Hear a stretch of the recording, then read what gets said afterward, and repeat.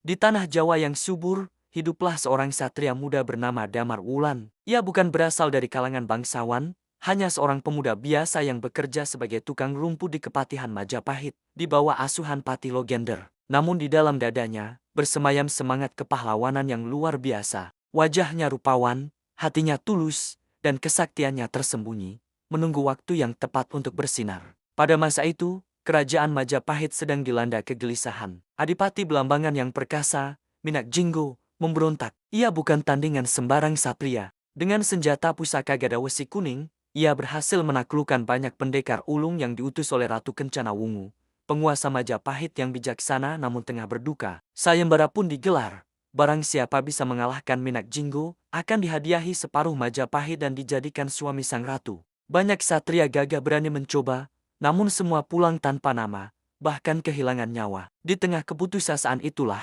Damar Wulan, yang hatinya tergerak oleh kesetiaan pada negerinya dan pesona sang ratu, merasa terpanggil. Dengan restu Anjasmara, putri cantik Patih Logender yang diam-diam menaruh hati padanya, Damar Wulan membulatkan tekad. Ia tahu, ini bukan hanya soal hadiah, tapi soal kehormatan dan nasib Majapahit. Perjalanan menuju Belambangan tidaklah mudah.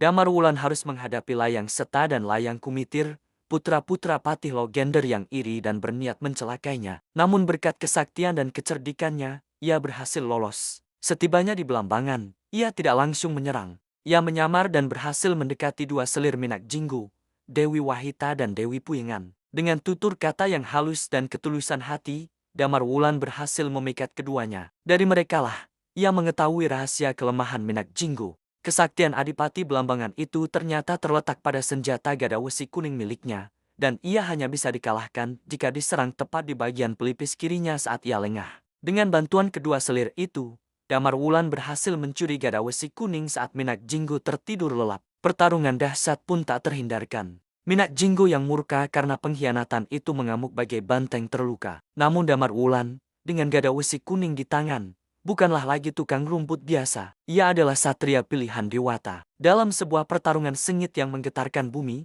Damar Wulan berhasil memanfaatkan kelengahan Minak Jinggo dan menghantamkan gada pusaka itu tepat ke pelipisnya. Sang adipati pemberontak pun rubuh tak bernyawa. Dengan membawa kepala Minak Jinggo sebagai bukti kemenangannya, Damar Wulan kembali ke Majapahit. Namun, lagi-lagi Layang Seta dan Layang Kumitir mencegatnya di tengah jalan. Mereka merebut kepala Minak Jinggo dan mengklaim kemenangan itu sebagai milik mereka di hadapan Ratu Kencana Wungu.